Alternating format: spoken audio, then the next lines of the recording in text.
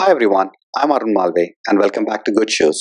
If you're enjoying this video so far and maybe even learning something new, take a quick second to like, share and subscribe to my channel. And hey, don't forget to smash the notification bell icon. Today, I'm going to show you step by step everything you need to know to set up your first Final Cut Pro project.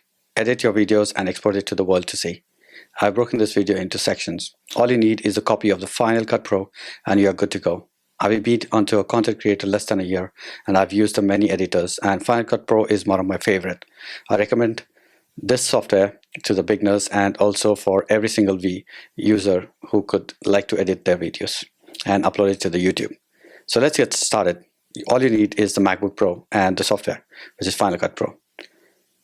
So I might make this a quick comparison as well with Premiere Pro at the end of the session. So crossover, but don't worry, it's totally for the beginner friendly only. And the first thing you will see is you're going to create a library.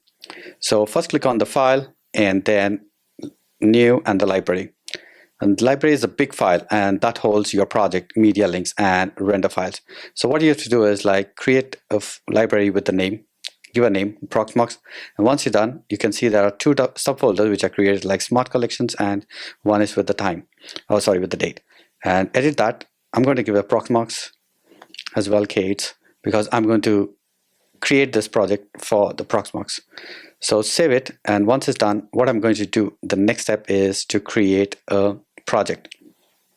So I'm going to click on a new project and edit the project with the project name and give a name as Proxmox. Once it's done, I keep the event as it is and click on the custom settings tab. Once the custom settings tab is clicked, you'll be able to see more options and video resolution to 4K, and make sure the resolution is set to the rate 25p, and a few other options, rendering and other things, and click on OK. Once you did OK, that means like your desk setup feature is all ready. And now on the screen you should be able to see a few other options under the clips, like there is a list and there's also a search bar side to that as well, where you can search your files, clips with the name. And you can see like on the screen tip is 4K 25p, it's ProRes 422. So that means like it's set to the 4K and Proxmox. And at the bottom I have drag and dropped the video, imported the video file. So that means like either ways you can also do file import and add the video media files. And you should see that this video file is 4K, and on the top you can also fit this to the screen and move around with the small little icon there, and make sure it change back. Once you click on the view, there are a few other options like quality, channels, and other few important information which can be useful, like caption and other things. And there is a small tiny icon side to that, which is like a video, like compositing, blend your transitions, or blend your video along with that with stabilization and other things. And also you can do some corrections depending upon what is required for that video and add the volume as well. And there's information there. So once it's done, you could see that a few other options at the bottom section, like select the and trim, position, range, blade is one of my favorite, and also hand, depending upon what tools you need it at the different times. And if you see, there is also option to add the music, sounds, photos as well. So music adds everything better. Without music, it's just like awkward silence. So drag and drop your track depending upon what is required. And also you can add some, and you have some sound effects as well, like also install some tiles like text, drift and side drift, anything which you require to have a transition of the text files. So the top left library sidebar, folder navigation, you can open multiple libraries and drag media between them. The next button is photos, videos, and audio sidebar. Apple sound effects live here, handy if you need a swashy or pop. The next tab is tiles and generation. Text overlays, animation, and backgrounds. We'll use this later, and I'll also show you how to add them.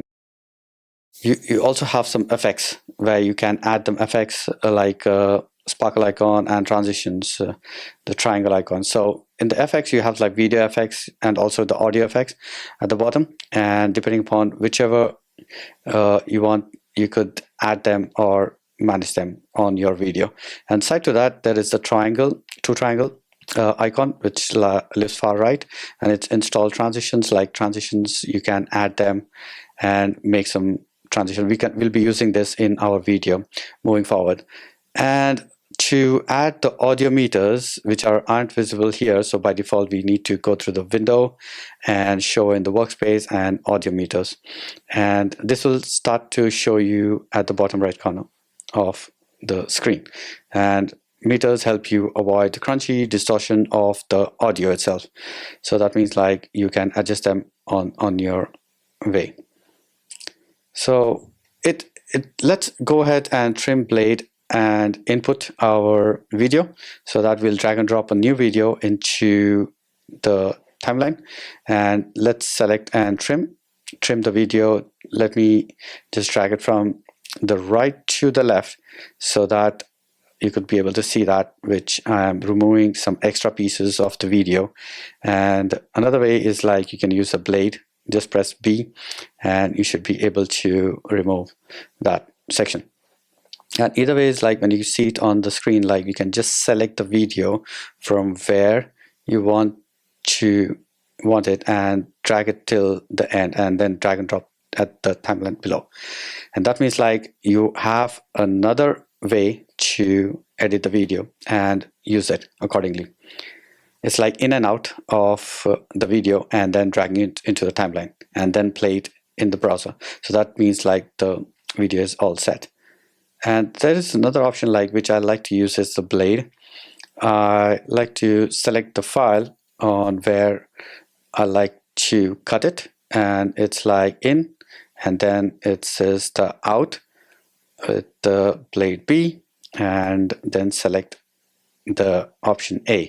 So that means like if you know the commands, it will be great enough to work on, and then just drag that to the end of the video. And I didn't mean that, but yeah. So it will be easy way to couple of clicks, which I want to use it, and adding that to the music, which could be very much benefit of this video. So that means like we can add the music into this like a track and drag and drop into the section in the timeline, and then you can adjust the volume depending upon whichever way you want that, and select it, trim it, and adjust that video accordingly as well. And try this look, the effect from some of the audio files. Without audio, it's like a pale. On the right side of the effect, you can also use some effect for the video. I'm going to add that into my timeline to show you that how it looks. It goes a long way, to be honestly. It looks like a slideshow and a shorter punch definitely on the video, and looks like a I like the grayscale, but depending upon like a school file, it looks like making a cinema out of it and gives us clear information. And let's go ahead and I'll show you another way which could be possibly helpful for us to use that as a cross dissolve. I'm going to use that in my middle of the section, so that means it looks great when you are mastering the quality of the video. And I'm going to add another part within the video is the text.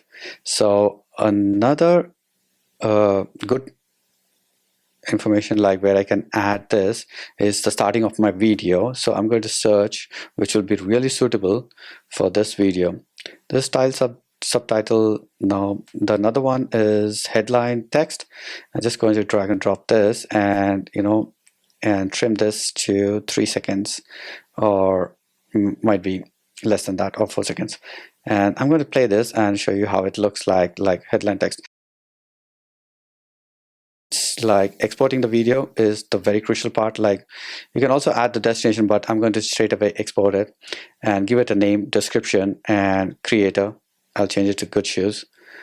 And I can also check a few other settings, like the video is the 4K and video code is the same what I require, and the size of the video. And then I'll click next for it to be exported. Once it's exported, there you go. Your video is exported and ready to be uploaded to the YouTube. Thank you very much. This video helpful. Don't forget to like, share, and subscribe to Good Shoes. Stay tuned for more tech tips and tutorials. See you in the next one.